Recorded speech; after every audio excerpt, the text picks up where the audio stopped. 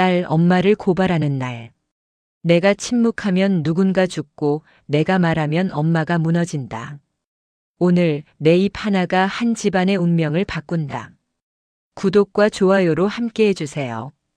1화 검은 상자 같은 휴대폰. 병원 복도 의자에 앉아 있다. 차가운 플라스틱 의자가 내 체온을 빼앗아간다. 손안에 쥔 휴대폰이 마치 폭탄처럼 느껴진다. 화면을 켰다 끄기를 몇 번이나 반복했는지 모르겠다. 이 안에 엄마의 목소리가 그대로 담겨 있다. 거기서 잡히면 내 계획 다 끝이야. 죽이 되든 밥이 되든 당장 옮겨. 차 안에서 들었던 그 통화. 그때는 그냥 엄마가 너무 예민해진 거라고, 아버지와의 갈등 때문에 감정이 격해진 거라고 생각하려 했다. 하지만 지금 별장에서 본 그 광경을 알고 나니 그 음성은 단순한 잔소리가 아니었다. 범죄의 설계도였다. 손이 떨린다. 이 한 통의 녹음이 엄마를 살릴 수도 끝낼 수도 있다는 걸 알기 때문이다. 딸로서 엄마를 지켜야 한다는 마음과 한 사람으로서 진실을 말해야 한다는 마음이 내 안에서 처절하게 싸운다. 복도 저편에서 간호사들이 분주히 오간다. 그들의 발소리가 내 심장 박동과 겹쳐진다. 쿵쿵쿵, 쿵쿵쿵. 점점 빨라진다. 숨이 막힌다. 엄마. 그 단어가 입안에서 맴돈다. 평생 나를 키워준 엄마. 나를 위해서라면 뭐든 한다고 말하던 엄마. 그런데 정말 나를 위해서였을까? 아니면 엄마 자신을 위해서였을까? 휴대폰 화면 속 재생 버튼이 나를 응시한다. 누르면 모든 게 달라진다.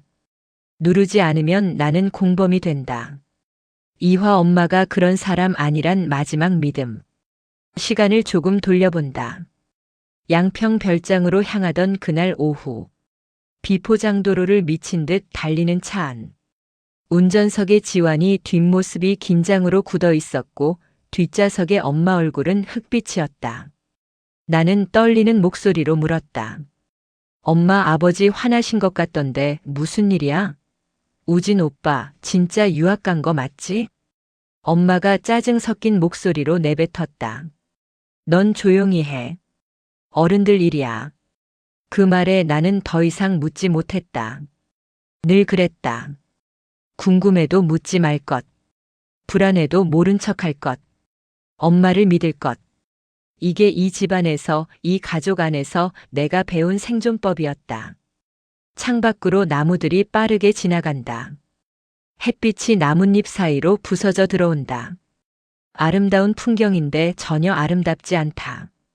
차 안의 공기가 너무 무겁다. 그때 엄마의 전화벨이 울렸다. 엄마는 황급히 전화를 받았고 나는 본능적으로 귀를 기울였다. 박 회장이 그쪽으로 가고 있다고. 당장 우진이 옮겨. 링거 꽂은 채로라도 끌고 나와. 나는 혹시 내가 잘못 들은 걸까 싶었다. 하지만 이어지는 말이 내 가슴을 찢었다. 거기서 잡히면 내 계획 다 끝이라고 했잖아. 한우진의 상태보다 들키는 걸 더 무서워하는 엄마. 그 순간부터 내 안에서 엄마라는 단어가 서서히 깨지기 시작했다. 균열이 간다. 작은 금이 점점 커진다. 그리고 나는 그 균열을 막을 수 없다는 걸 알았다. 삼화 별장에서 본 돌아갈 수 없는 장면. 별장에 도착했을 때 엄마는 나를 차에 남겨두려 했다. 여기 있어. 절대 나오지 마. 하지만 나는 직감했다. 저기 가야 엄마가 숨기는 걸 알 수 있다고. 평생 모르고 사는 것과 알고 사는 것 중 하나를 선택해야 한다면 나는 알고 싶었다. 진실이 아무리 아파도. 지환이가 나를 말렸다. 위험할 수 있어. 차에 있는 게. 나는 고개를 저으며 말했다. 위험하니까 봐야겠어. 안 보면 평생 모르고 살 테니까. 우리는 함께 별채 문을 열었다. 그리고 모든 게 멈췄다. 의료기기가 가득한 방. 산소호흡기에 의지에 누워있는 남자. 창백한 얼굴, 여러 줄의 튜브, 무언가에 꽂힌 약물 라인. 기계음이 규칙적으로 삐삐 울린다. 작은 오빠. 유학 갔다던 오빠가 바로 여기에 이런 모습으로 누워 있었다. 내 다리에 힘이 풀렸다. 벽을 잡지 않았다면 주저앉았을 것이다. 머리가 하얗게 된다. 아니, 정확히는 너무 많은 생각이 한꺼번에 밀려와서 아무 생각도 할 수 없게 된다. 유학이라고 했던 엄마의 말들, 가끔 보내온다던 사진들, 통화가 안 된다던 핑계들. 모든 게 거짓이었다. 한우진의 손이 침대 밖으로 축 늘어져 있다. 그 손을 보는 순간 눈물이 났다. 어릴 적 내 손을 잡고 놀이터에 데려가던 그 손. 아이스크림을 사주며 웃던 그 손. 이제는 이렇게 차갑고 힘없이 매달려 있다. 엄마가 그동안 감춰온 건 병이 아니었다. 진실이었다. 오빠의 존재 자체를 지워버렸다. 사와 엄마는 날 위한 게 아니었어. 이어서 벌어진 폭풍 같은 장면들을 잊을 수가 없다. 아버지가 별채 문을 박차고 들어왔다. 엄마가 의료진 멱살을 잡고 소리쳤다. 모니터에서 긴급 알람이 울렸다. 한우진의 몸이 격렬히 반응하며 경련을 일으켰다. 나는 방 한쪽 구석에서 그 모든 걸 지켜봤다. 엄마의 얼굴을 똑바로 봤다. 그 얼굴에는 아들을 걱정하는 공포도 있었다. 하지만 그 이상으로 계획이 무너지는 것에 대한 분노와 광기가 뒤섞여 있었다. 그 순간 내 머릿속에서 지난날의 퍼즐 조각들이 맞춰지기 시작했다. 유학 갔다며 사진도 영상통화도 거의 없었던 한우진. 엄마의 의미 없는 외출들.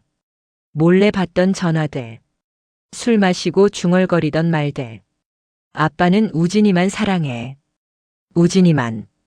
그때는 그냥 엄마의 서운함이라고 생각했다. 하지만 이제 안다. 그건 질투였다. 그리고 그 질투가 이 모든 걸 만들어냈다. 엄마는 누구를 위한 싸움을 해온 걸까? 나와 오빠를 위한 게 아니었다. 엄마 자신을 위한 싸움이었다. 권력을 잡기 위한 싸움. 아버지의 사랑을 독차지하기 위한 싸움.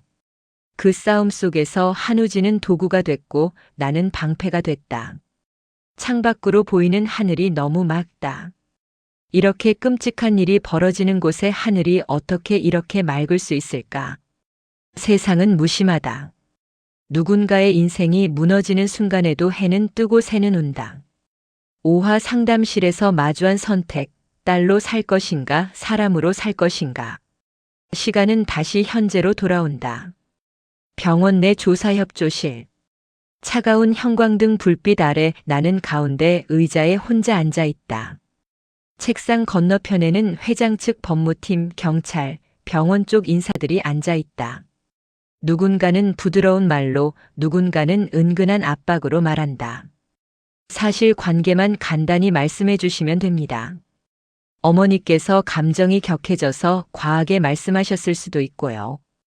딸의 입에서 나온 말은 법적으로도 큰 힘을 가집니다. 잘 생각하시고요. 나는 입을 열지 못한다. 말 한마디마다 엄마 얼굴이 떠오르기 때문이다. 어릴 적 비 오는 날 우산을 씌워주며 웃던 엄마. 내 이마에 뽀뽀하며 잘 자라고 말하던 엄마. 생일날 밤 작은 케이크에 초를 꽂던 엄마. 학교 앞까지 마중 나와주던 엄마. 영나야, 엄마밖에 믿지 마. 엄마가 자주 하던 말이다. 세상은 험하니까 엄마만 믿으라고. 엄마가 지켜줄 거라고. 그 말을 믿었다. 정말로 믿었다. 그리고 지금 비명 지르며 내 계획 무너진다고 소리치던 엄마. 한우진을 병실에 가둬둔 엄마. 링거 꽂은 채로 끌고 나오라고 명령하던 엄마. 두 엄마가 내 머릿속에서 서로 싸운다. 어느 쪽이 진짜 엄마일까? 아니면 둘 다 진짜일까? 사람은 이렇게 복잡한 걸까? 엄마를 지키면 한우진과 다른 사람들 인생은 어떻게 되는 걸까? 엄마를 고발하면 엄마는 감옥에 갈까? 평생 날 원망할까? 나는 페류나가 되는 걸까?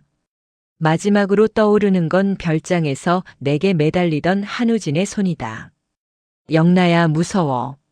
나 도대체 왜 여기 있는 거야? 그 떨리는 목소리, 그 두려움 가득한 눈빛. 나는 대답할 수 없었다. 나도 몰랐으니까. 딸과 사람 사이, 혈연과 양심 사이. 나는 지금 그 갈림길에 서 있다. 숨이 막힌다. 육화 한 줄의 진술. 긴 침묵이 흐른다. 시계 초침 소리가 유독 크게 들린다. 똑딱똑딱. 시간은 계속 흐르는데 나는 여기 멈춰 있다. 조사관이 조용히 묻는다. 당시 차량 안에서 어머님께서 어떤 말씀을 하셨는지 기억나는 대로 말씀해 주실 수 있나요? 나는 손에 쥔 휴대폰을 바라본다. 녹음 버튼 옆에 작은 빨간 점. 이 점을 누르면 모든 게 끝날 수도 시작될 수도 있다. 심호흡을 한다. 2번, 3번. 하지만 떨림은 멈추지 않는다. 어떤 선택을 해도 나는 죄인이 될 것 같다. 엄마를 지키면 양심의 죄를 짓고 진실을 말하면 혈연의 죄를 짓는다. 어느 쪽을 선택해도 온전할 수 없다. 하지만 나는 안다. 침묵도 선택이라는 걸. 아무것도 하지 않는 것도 무언가를 하는 거라는 걸. 그리고 나는 이미 선택했다. 별장 문을 열었을 때, 한우진을 봤을 때 나는 이미 선택한 것이다. 천천히 입을 연다. 네, 기억나요. 내 목소리가 내 것이 아닌 것처럼 들린다. 엄마는 그때 우진이 상태는 상관없다고 했어요. 방 안 공기가 바뀐다. 누군가는 고개를 들고 누군가는 펜을 든다. 거기서 잡히면 내 계획 다 끝이라고도 했고요. 누군가 서류를 넘기는 소리가 들린다. 조사관이 재차 묻는다. 그 말 확실합니까? 눈을 감았다 뜬다. 이제 돌아갈 수 없다는 걸 안다. 네. 확실히 들었습니다. 잠시 멈췄다가 덧붙인다. 필요하시면 녹음도 드릴 수 있어요. 그 말을 끝으로 내 어깨가 크게 한 번 떨린다. 그 한 줄의 진술이 엄마를 딸이 아닌 피의자로 바꾸는 첫 순간이기 때문이다. 25해 동안 엄마의 딸로 살았던 나는 오늘 엄마를 고발한 사람이 됐다. 칠아 미안해요. 엄마 그래도 말할게요. 진술이 끝난 뒤 화장실 세면대 앞에 선다. 물을 틀고 손을 씻는다. 손등에 닿는 물이 차갑다. 하지만 내 손은 더 차갑다. 거울 속 내 얼굴을 본다. 낯설다. 이 사람이 나인가? 엄마를 고발한 이 사람이 정말 나인가? 중얼거린다. 미안해요, 엄마. 눈물이 떨어진다. 근데 나도 사람이라서 아무 일도 없던 것처럼은 못 살겠어요. 물이 계속 흐른다. 손을 씻고 또 씻는다. 하지만 깨끗해지는 것 같지 않다. 이 죄책감은 씻겨 내려가지 않는다. 평생 이렇게 살아야 할까? 엄마를 배신한 딸로. 가족을 무너뜨린 사람으로. 하지만 다른 선택을 했다면 나는 견딜 수 있었을까? 한우진의 고통을 외면하고 살 수 있었을까? 이번 눈물은 엄마에게 매달리는 딸의 눈물이 아니다. 한 사람으로서 자기 선택을 한 대가로 치르는 눈물이다. 어른이 된다는 건 이런 걸까? 누군가를 포기하고 누군가를 선택하는 것. 수도꼭지를 잠근다. 고개를 들어 다시 거울을 본다. 눈이 빨갛게 부어있지만 그 안에 뭔가 다른 게 보인다. 결심 같은 것. 후회하지 않겠다는 다짐 같은 것. 휴지로 얼굴을 닦는다. 화장이 조금 번졌지만 고칠 생각이 없다. 지금의 나를 그대로 받아들이기로 한다. 8화 당신 편에 서겠습니다. 조사실을 나와 복도로 나온다. 다리에 힘이 없다. 벽을 짚으며 걷는다. 이 복도가 이렇게 길었나? 그때 누군가가 앞에 서 있다. 박성재다. 복잡한 표정으로 나를 바라본다. 모든 걸 들었나 보다. 나는 고개를 돌린다. 지금 누구의 시선도 마주하고 싶지 않다. 피하려 하는데 박성재가 조용히 입을 연다. 어려운 선택했구나. 그 말에 발이 멈춘다. 떨리는 목소리로 묻는다. 나 너무 나쁜 딸이 된 걸까요, 큰오빠? 박성재는 잠시 망설이다 또렷하게 말한다. 아니야. 오늘 내가 없었으면 정말 나쁜 어른들만 남았을 거야. 그리고 덧붙인다. 난 내 편이야, 영나야. 그 말에 나는 처음으로 느낀다. 내가 완전히 혼자가 아니라는 걸. 누군가는 내 선택을 이해한다는 걸. 누군가는 내 편이 되어준다는 걸. 고개를 들어 박성재를 본다. 그의 눈빛이 진심이다. 위로나 동정이 아니라 진짜 지지다. 감사합니다, 큰오빠.